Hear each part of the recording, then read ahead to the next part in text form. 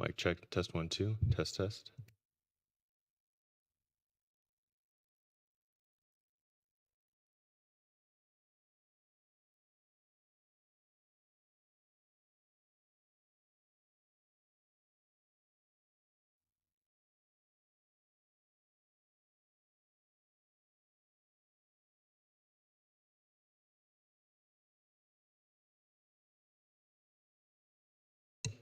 Mic check, test 1, 2.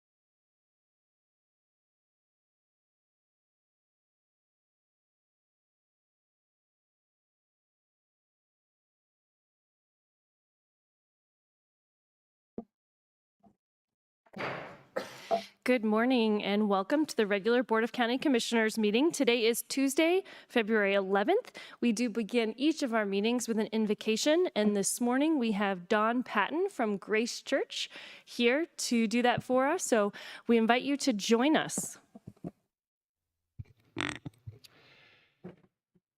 The book of Proverbs, chapter 11, verse 14 says, "Where there is no counsel, the people fall, but in the multitude of counselors there is safety." So one of the benefit of making good decisions is we have security for our society. And we have to remember that true counsel comes from the Lord. Proverbs chapter 21, verse 30 says, "Where there is no wisdom or understanding or counsel against the Lord, there is no wisdom or understanding or counsel against the Lord." He's the source of true wisdom and understanding and counsel. Let's look to him as we pray this morning. Heavenly Father, we come to you. We thank you for your grace. We thank you for your mercy that you invite us to come to you as your children to receive wisdom, understanding, and counsel, that we would make good decisions for our lives and for the society where we live. We ask for wisdom for this meeting. We pray for your protection over the men and women in law enforcement that protect our society. And we pray for grace over our families. We thank you for this time. We dedicate it to you, and we pray in Jesus' name. Amen. And Commissioner Weissong, if you would lead us in the pledge, please.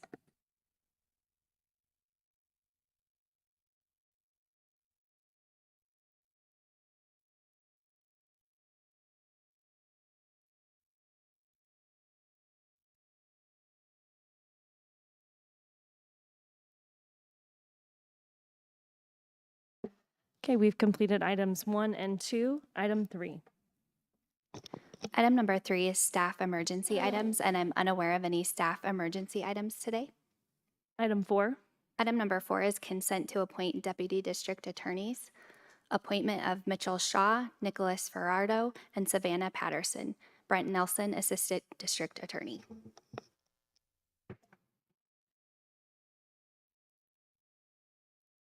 Good morning, Commissioners. So great to see you on this snowy morning. I am excited to stand in. Our District Attorney, Michael Allen, was unable to join us this morning, but super excited to introduce you to 3 new attorneys to our office. They come to us from very different backgrounds and regionally different areas, but we have seen them hit the ground running. A couple of them have interned with us. So I'd like to give you a quick overview of each of them and then turn it over to you. So at first, in the snazzy purple jacket is a gentleman by the name of Mitchell Shaw. Mitchell comes to us by way of Creighton University in Nebraska. Mitchell is one of our attorneys who has interned with us for several years. So we got a really good sample size on what he's all about over the years. He also did his undergrad in New Mexico and graduated summa cum laude. He is a 4th generation Colorado native. And so I think what's ingrained in those natives is a love of the outdoors. That's also what brings the rest of us to this great state. He is an active guy, and so active that he has a black belt in karate. So while he's a good sport and we tease him, we always have to make sure that we don't cross any boundaries and end up with a black eye ourselves. Next to Mitchell is Nicholas Fajardo. Nicholas comes to us from the East Coast. He attended law school in Queens, New York at St. John's University. Had a great education there, was on the dean's list. Also got some exposure to prosecuting while he was out there in the Queens District Attorney's office. And he is also, at least for purposes of this morning, our international man of mystery. He has studied all over the world, including Paris, Rome, and Sevilla. Do you pronounce it Sevilla? Yeah. We're really tickled that we were able to find Nicholas and bring him aboard. And last but not least is Savannah Patterson. Savannah also interned with us.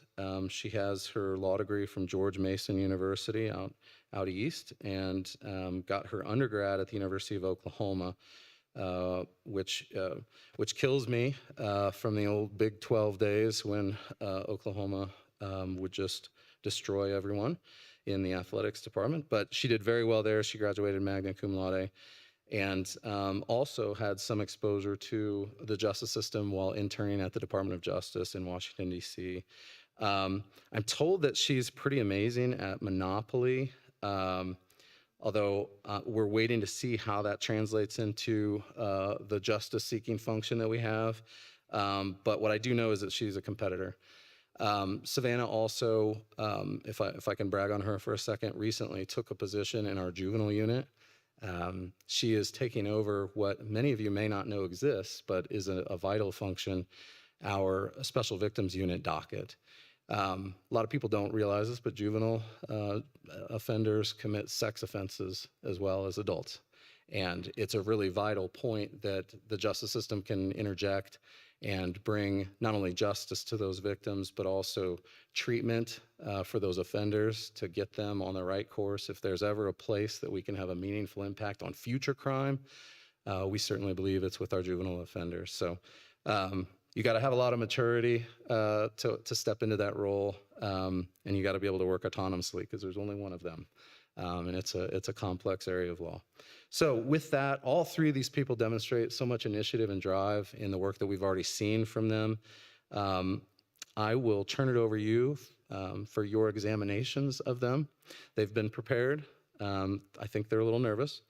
But I hope that at the completion of that and your review of them that you would agree to consent of their appointment today to the DA's office. Thank you. Thank you. And I will bring it up here to see who wants to begin.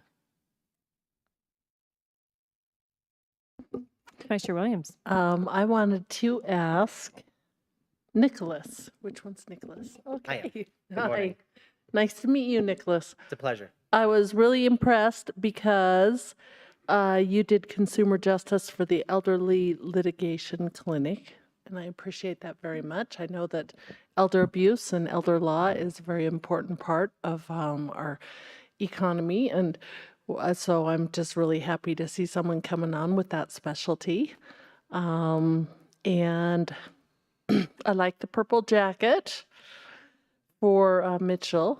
It's very nice. And Savannah, I noticed you went to George Mason, which would be nice, humid, although it's cold when it's humid in DC. Very true.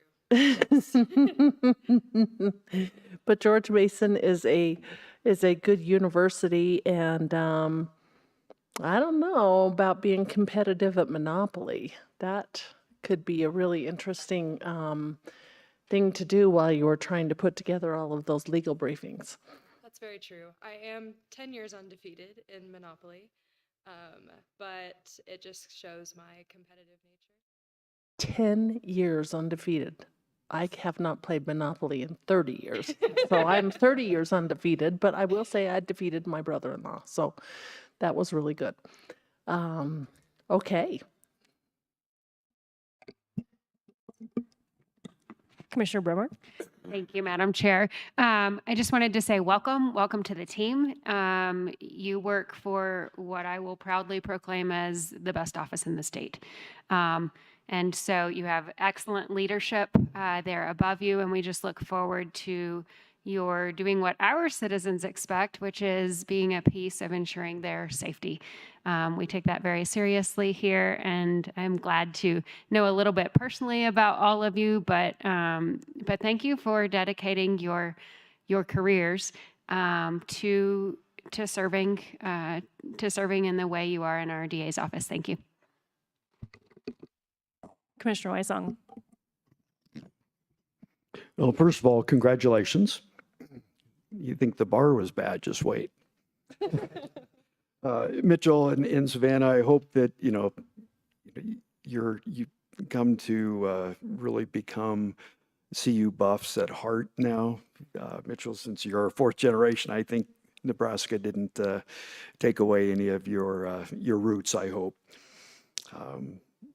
When we talk about Monopoly, all I can think of is my middle sister that when she was losing, she'd just flip the board closed. So interesting. And Nicholas, with a studies around the world, you're going to bring a very unique perspective to the fourth DA's office. And we all look forward to hearing more great things from you. Again, congratulations. Welcome aboard, and I do say so. I mean, I've known your boss for years, and he's a good man. You guys are working for a great guy, so and congratulations to the two gentlemen. And Savannah, I need investment advice, so can I get with you after the meeting? I'm just kidding, though, because I was gonna say if you're undefeated in Monopoly, I was gonna say you've got to have a good financial investor. I mean, surely. I deal with fake money, but I'm happy to help anyone I can. Good with fake money, just not good with real money. Isn't that all of us? Thank you, appreciate it. I'll just add and echo what several of my colleagues have said, that we have a lot of confidence in District Attorney Michael Allen as well as Mr. Nelson here. I know that you are all going to do fantastic work. We're really proud of what the 4th JD is able to accomplish here, and what a leader they are in the state in terms of really making sure that our community stays safe, making sure that that justice is served. So really appreciate that. I will just say I will have to have some conversations with you about the black belt, because that is something my kids are into karate. Of course, when I say kids, they're teenagers now, so larger than me. And so that is something that I think has really inspired them, and I'm sure is a big part of you. So we'll have to compare techniques. I'm sure I could get some tips for them. So I appreciate that. Nicholas, I really, to the point of Commissioner Weissong, I'm sure that you have learned a lot. I feel like traveling internationally teaches you so much, but I'm curious, what was your favorite place that you visited? My favorite place that I visited and also lived was Madrid, Spain. My grandmother was born in Spain and fled during the Spanish Civil War, so it was a really tender opportunity to be able to return to Spain and live there and see the place that my family came from. So Madrid, Spain. Great. Well, thank you for sharing that. And Savannah, so I don't know a ton about George Mason, except for that I'm pretty familiar with Mercatus Institute, which I believe is out of George Mason. Okay. So I believe that it's there. So you'll have to check it out. They've got some very interesting research, especially around the economy, very free market think tank type institute. So to check that out, good stuff. And was probably one of the most interesting economists that I was able to learn from in my first year of being a commissioner, and they were very helpful. So you have to check that out. It's pretty cool. All right. Well, with that, my final question that I always like to ask every person that comes before us in this role is, do you have a favorite legal television, movie, or book that you could share with us? I find it really helps me learn a lot from you guys. The Good Wife. It was on Hulu for a while, but it is a legal drama about a senator's wife who takes time off work to have children and then goes back into the workforce later in her career and just dominates the courtroom. Very good. That sounds very interesting, and it's not one I've heard before. My favorite has to have been How to Get Away with Murder with Viola Davis, about a criminal law professor who gets involved in a murder mystery with her 1L students. And I think it was pretty universally watched in my 1L class in law school. Mine would have to be A Time to Kill with Matthew McConaughey and Samuel L. Jackson. Great. For sure. Awesome. Well, thanks for sharing that with us. With that, I'm just going to check and see if there are any other comments. Oh, Commissioner Weissong? I'm dating myself, but LA law, I think, still takes the top, especially when it comes to Arnie Becker. Okay. With that, I will ask if there's a motion. I move to approve Deputy District Attorneys Mitchell Shaw, Nicholas Fajardo, and Savannah Patterson. Second. It's been moved and seconded. I will call the roll. Commissioner Bremer. Aye. Commissioner Weissong. Aye. Commissioner Applegate. Aye. Vice Chair Williams. Aye. And the chair votes aye. That passes 5-0.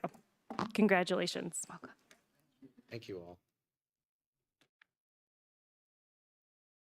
We will move to item 5. Item number 5 is changes, postponements, and notice of the next meeting. I'm unaware of any changes or postponements to today's agenda, and the next meeting will be Thursday, February 13th at 9 o'clock for land use. Item 6. Item number 6 is the consent calendar, including items 6A through 6G3. Okay, is there anyone here who'd like to speak on an item on the consent calendar? See no one in the audience. Do we have anyone online? No. Okay, I'll bring it up here. Madam Chair, I'd like to move approval of items 6A through 6G3. I second. Okay, that has been moved and seconded. Are there any comments from commissioners? Seeing none, I'll call the roll. Commissioner Bremer, Aye. Commissioner Weissong, Aye. Commissioner Applegate, Aye. Vice Chair Williams, and the chair votes aye. That passes 5-0. Item 7.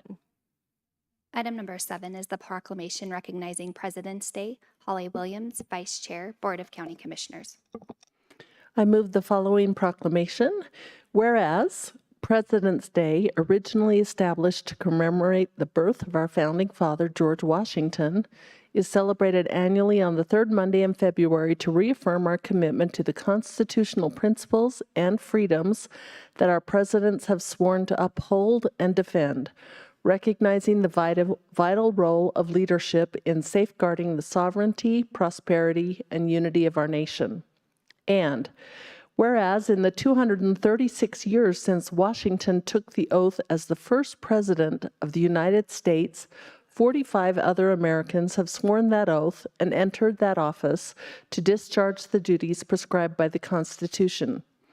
And whereas the role of the presidency has evolved over time, shaped by the challenges and opportunities of each era, and most notably by leaders who remind us of America's greatness and who champion the belief in individual liberty and America's ability to overcome adversity.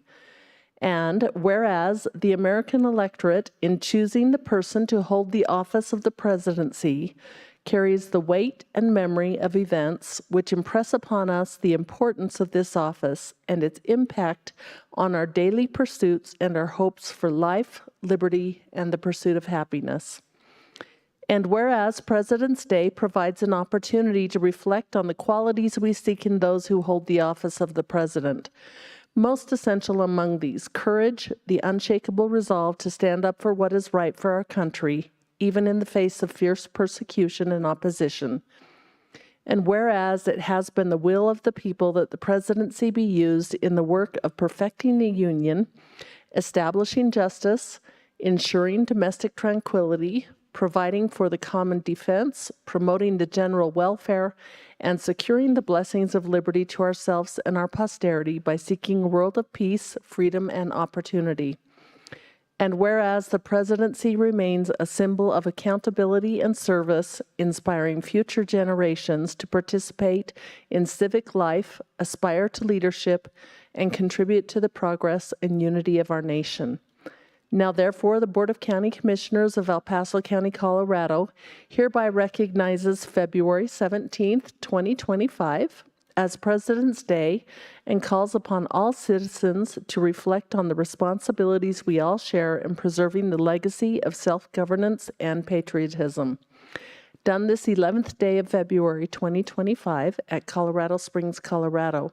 The Board of County Commissioners of El Paso County, Colorado. Carrie Geithner, Chair, Holly Williams, Vice Chair, Corey Applegate, Member, Cammie Bremer, Member, Bill Weissong, Member, and attested to by Steve Schleicher, County Clerk and Recorder. Second. Okay, that has been moved and seconded, and I will bring it up here for additional comments from commissioners. Commissioner Bremer. I'll be glad to kick this one off. I'm grateful that we take the time to do this in the week before so that, you know, it's easy to turn on the TV or pick up the news in the morning and just hear about our current president. to realize that there is a long legacy in this country of incredible impact by many, many, many presidents before us. I personally love to take the opportunity to talk about presidents past with my son, and using sometimes current events and images to do that. But I think this proclamation is really a unifying one. And regardless of what side of the aisle you might be on, it's really important to realize the sacrifices that every single person who has stood up to lead this nation has given. We're just as local elected officials, we all know how much of a pressure cooker this right here can be. And to think that we have men who have stepped up to do that for an entire country, it's sobering and it's humbling, and I'm glad we take the time to honor, and particularly the legacy of George Washington on his birthday coming up here. So one of my favorite images is actually him kneeling to pray in the middle of battle, I believe of Valley Forge. But images like that are all we have, that and the legacy of what was built by the presidents before us, whether they're here in front of us today or not. We have their words of wisdom. We have the legacy of what they built, and I love reflecting on that. I also appreciate that as Commissioner Williams read that proclamation, I was singing Schoolhouse Rock in my head. And, I think that's sometimes we end up talking a little bit about the education and the education system, which is slightly outside of our purview here as county commissioners, but our interaction with it is incredibly important. And again, just using the opportunity to speak about, really every federal holiday with our kids and educating them on some history lessons that they haven't lived firsthand is incredibly important. So I love doing that, and I love that Schoolhouse Rock is still rocking along here, 45 years later. Certainly, in order to form a more perfect union, we've established justice and ensured domestic tranquility, and those are words that they're easy to kind of sing along, but to really stop and reflect on them is pretty incredible. So grateful for that opportunity today. Thank you. Commissioner Wysong. I think back to General George Washington as being our first president, and he really set the tone for what the presidency was to become. They offered to make that position a king, and he declined, saying that is not what this country is all about. And he helped define what the presidency is today. And then over the years, there's been certain changes.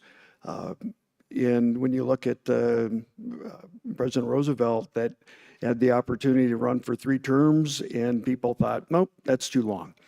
So we learn from every president, hopefully good, but it sometimes has been not so good. And that's what we truly need to take away on President's Day. And it's not just the holiday, it's looking and understanding our country's history when it refers to our presidents. Thank you, Madam Chair. Commissioner Applegate.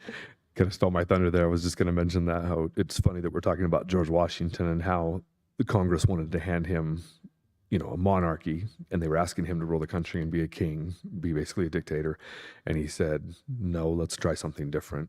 And we formed a constitutional republic. And that right there was amazing in itself, because basically we're part of the biggest social experiment the world had ever seen. Because in the 18th century, most European leaders were monarchs, and that's how they were led. And they just simply took advice from people. But at the end of the day, it was one person making decisions for the entire country. And it's great that we have that in this country, that we have checks and balances, that we have term limits, we have people that we can vote them in and we can vote them out. And that's beautiful. And we have representation by the people, for the people, of the people.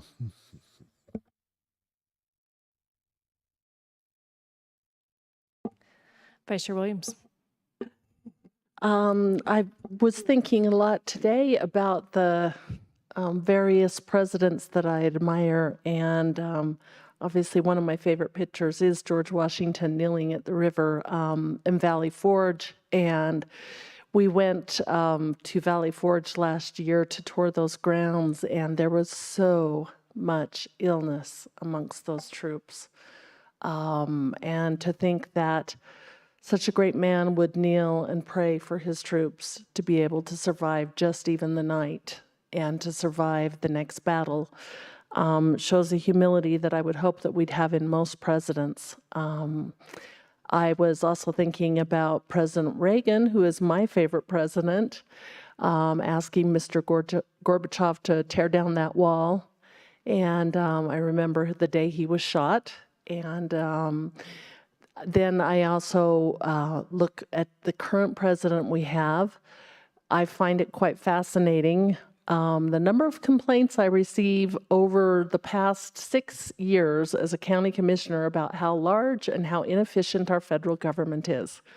But the second one man tries to take on cutting that government, it is the end of the world for a lot of people. And to me, that's just ridiculous. There is fat in every government budget. There's fat in every personal budget. And I think that to finally have someone who's brave enough to try and take on the federal government and cut back on the over expenditures and to save a day for our children and our grandchildren to be able to live in this country as free as we have been is amazing to me to watch. And the complaints that he has taken from people that I respect in the Democrat Party, people who have filed lawsuits against him for trying to cut back on these departments is just, in my mind, a poor political choice on their part, and it's unacceptable. But then I want to read one of my other favorite quotes, which is from Teddy Roosevelt about the man in the arena. It is not the critic who counts, not the man who points out how the strong man stumbles, or whether the doer of deeds could have done them better. The credit belongs to the man who is actually in the arena, whose face is marred by dust and sweat and blood, who strives valiantly, who errs, who comes up short again and again, because there is no effort without error and shortcoming, but who does actually strive to do the deeds, who knows the great enthusiasms, the great devotions, who spends himself in a worthy cause, who at the best knows in the end the triumph of high achievement, and who at the worst, if he fails, at least fails while daring greatly, so that his place shall never be with those cold and timid souls who neither know victory nor defeat. And I think that each of us who steps up to political office, but most especially our presidents and vice presidents, have certainly stepped into the arena, and they are not timid. They will know defeat. They will know mistakes. But hopefully at the end of the day, we can look back on them with some favorability. Thank you. Okay, with that, if there are no additional comments, we'll call a roll. Commissioner Bremer? Aye. Commissioner Weissong? Aye. Commissioner Applegate? Aye. Vice Chair Williams? Aye. And the chair votes aye. That passes 5-0. Item 8. Item number 8 is comments by elected officials and commissioner liaison reports. Okay. I do not see any countywide elected officials in the room, and I will see we do not have any online, so we will go ahead and bring that up here, starting with Commissioner Bremer. I have no additional comments today. Thank you. Commissioner Weissong.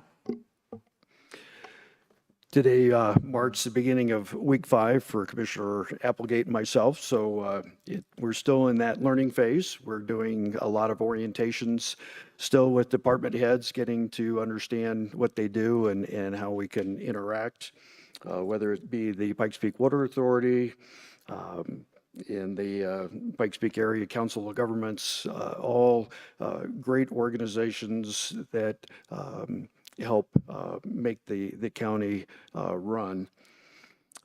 This week, we've got the Pikes Peak Area Council of Governments, pretty big meeting because of the transportation plan that they're going to be voting on. And then also we'll be having a first land use meeting that will be on Thursday for both myself and Commissioner Applegate. But this morning I wanted to talk a little bit about, there was a award ceremony in the honor of CSPD officer Ken Jordan, and he was killed while he was assisting a traffic stop for a DUI. And so now they have an annual award for those officers, whether they be CSPD, Colorado State Patrol, Sheriff's Office, or even in addition to Fort Carson Police, where they will be presenting the award to what they consider the top officer. Unfortunately, we had to leave before that award was announced to come here for our opening. But what was interesting with the Ken Jordan Award is his end of watch was December 5th, 2006, 32-year-old. And I think we can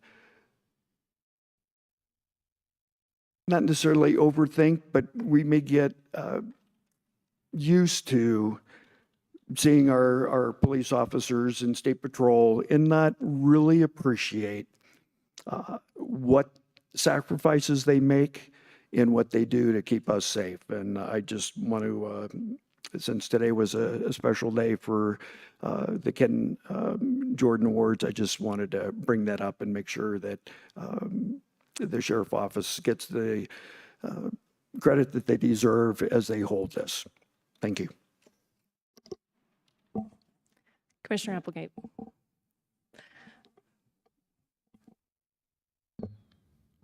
Thank you, IT.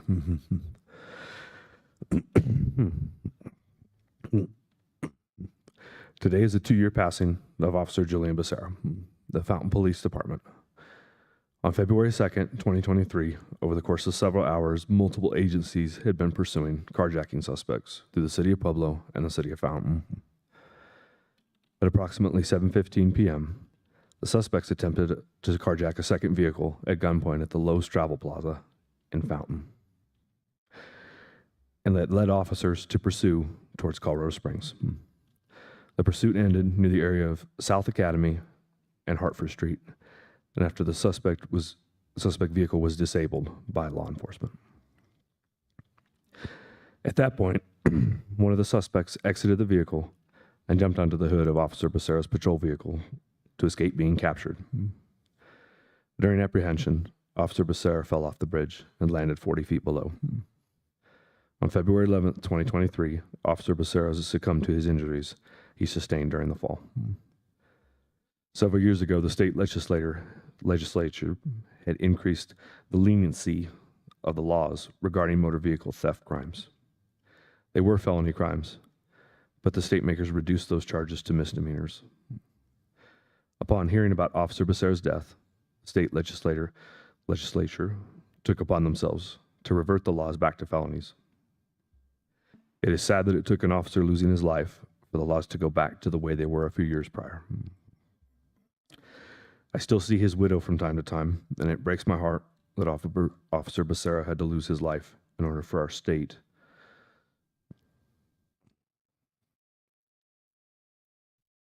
because our state wanted to show leniencies and be sympathetic towards hardened criminals. Officer Becerra was the definition of to protect and serve. Officer Becerra was a United States Air Force veteran, and he had 8.5 years of his law enforcement service. 4 years with the El Paso County Sheriff's Office and 4.5 with Fountain Police Department, where he was assigned to the K-9 unit. He is survived by his wife and his 2 children. In John 15:13, it says, "Greater love has no one than this, than to lay down one's life for his friends." Officer Becerra served with honor, integrity, and unwavering commitment to his community. His sacrifice is a reminder of the dangers our officers face on the daily, and his legacy will not be forgotten.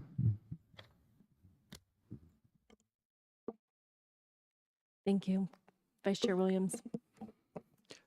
Yes, I just want to thank the two commissioners who both who both honored former police officers. That's quite humbling. I appreciate our police.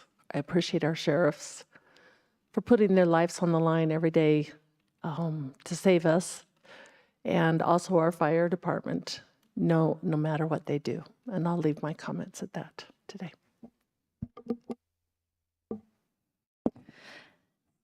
So I just want to, though it seems very unimportant compared to the wonderful statements made by my fellow commissioners on particularly honoring a fallen law enforcement officer, I do just want to touch base on a couple of things that have happened. First, huge thanks and shout out to the El Paso County team for the State of the Region event last week. There was so much work that went into that, and I am very proud of what we were able to put together and have had a lot of very positive feedback from the community. So thank you to our team here for the work on that. I also wanted to share that I participated yesterday in an announcement about a business that is coming to our area, Diganterra, which is an investment from a company in India. And at that announcement, the company leaders also shared that the Prime Minister of India was going to be visiting the White House this week and would be talking about this particular project here in El Paso County as one of the first investments of international companies in this space of working towards better understanding of all the different things that are happening in space, because there's a lot to keep track of there. We have a lot of satellites, over 1 million things in space, and so they are working on that. And I think it's a very interesting and very important that we recognize what a leader we truly are in El Paso County and the space industry. So it was a very, very exciting announcement and very interesting to hear that the Prime Minister of India will be talking about this specific project with our president this week. I also will be participating in PPRTA and steering with CCI this week as we continue to talk about all of the work that is happening at the legislature and those bills that are coming down. We continue to support the good ones and try to give pause to our legislators who are looking at those bills that either are reducing the safety of our communities, which we continue to see, but working towards hopefully letting them know how much we want to see things go back to law and order in the state of Colorado in particular. I think this is the one area where we should really all be able to agree. We've seen voters obviously pass truth in sentencing, and we really do want to see safety return to our communities. Along those lines, I continue to be very encouraged by the work that is happening in connection with our federal partners.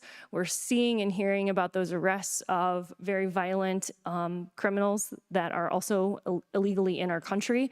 I was glad to see that the Teller County Sheriff's Office was successful in the appeal of their lawsuit, and which means they are going to be able to continue to do more with our federal partners. So some good things happening, and I continue to be hopeful that we are going to see a restoration of law and order in Colorado, regardless of what our governor and some of our mayors up north continue to hold out and say about the lack of immigration enforcement that they want to see in those areas. So with that, we are on item 8.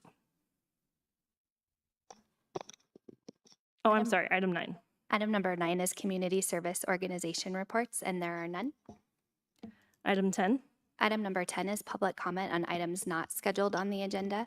This is the public's opportunity to speak on an item that is not scheduled on today's agenda. And Madam Chair, I'm aware of several people signing in to speak. Okay, if you'd like to go ahead and come forward, if you've already signed in, I just need you to state your name for the record before you speak. And I'll remind you, please make sure that you are close to that microphone so we can capture everything you're saying. Thank you, Madam Chair, Madam Vice Chair, County Commissioners. My name is Mark Christiani. I'm the Chief of Police for Fountain. I had a whole bunch of things I wanted to say today, but after listening to Commissioner Applegate, Commissioner Wysong, and all of you talk about the things that are important for your county and your citizenry here in El Paso County, you said what I wanted to say. I thank you, sir, for recognizing Officer Becerra gave his life and his sacrifice on this day. He fell off the bridge on February 2nd, and he survived 9 days in the hospital and was well taken care of in the ICU of Penrose, and we celebrate him today. We're going to do a couple of small ceremonies down at the Fountain Police Department. You'll see I'm shrouded with my badge today that's got his badge number on it and his K9 call sign, and we're going to spend some time with his family, his children, his 2 young children, Isabella and Mateo. And I want to give a special thanks to, and I'm really lucky, unexpectedly, to have Jeff Harwood, Brent Nelson in the room here today. Without those two, putting everything they have on the prosecution of the defendant, we would not be here today with as much gratitude for everything that's taken place to get us to this point.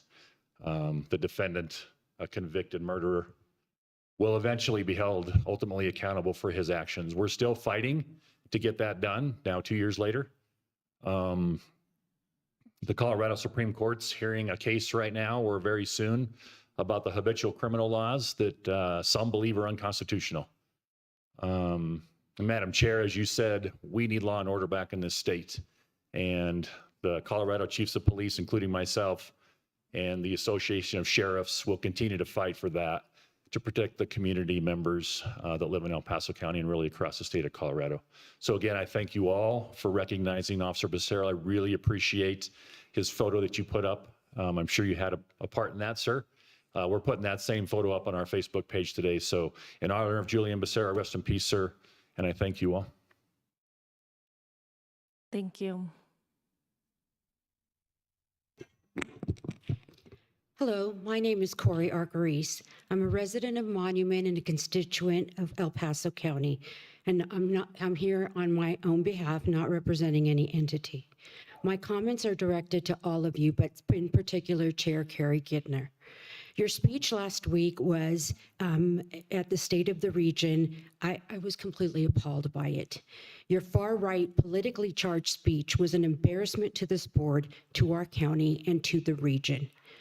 Well, you were giddy to proclaim that the county goes against many of the state initiatives, state that a county employee is akin to Elon Musk, and call DEI a fad. I am here to remind you of the responsibilities of the seat you hold.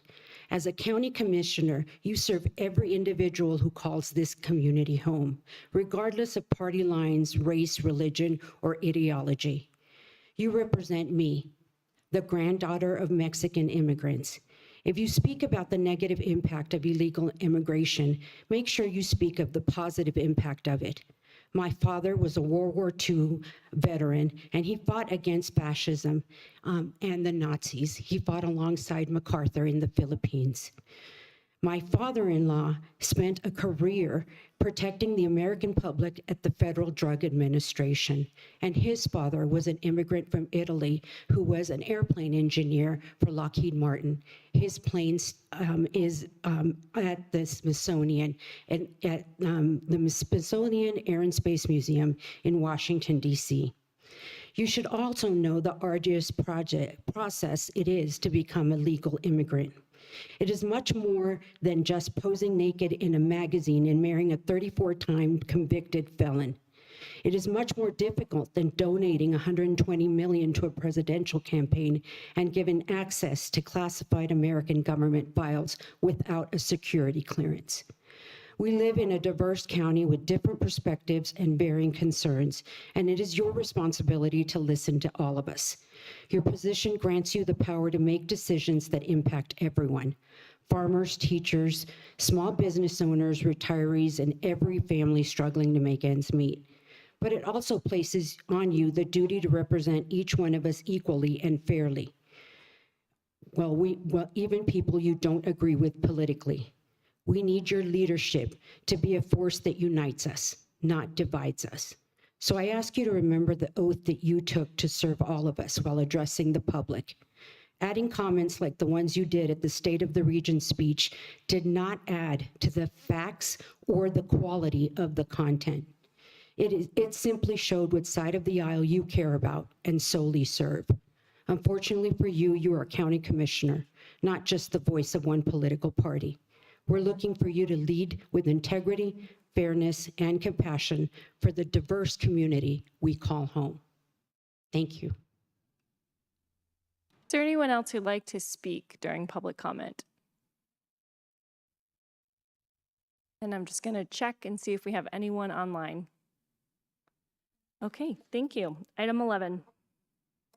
Item number 11 is the called up consent calendar, and there are no items called up. Item 12. Item number 12 is department and committee reports, non-action items, and there are none. Item 13. Item number 13 is the addendum, and there are no addendums today. Item 14. Item number 14 is the executive session. 14A, pursuant to CRS 246402-4B, the county attorney's office is requesting an executive session to provide legal advice on specific legal questions regarding the process for appointments to the Board of Health. Kenneth Hodges, County Attorney. Do I have a motion? I move we go into executive session for the purposes stated on the record. Second. That's been moved and seconded. I'll call the roll. Commissioner Bremer. Aye. Commissioner Weisong. Aye. Commissioner Applegate. Aye. Vice Chair Williams. Aye. And the chair votes aye. That passes 5-0. We are in executive session.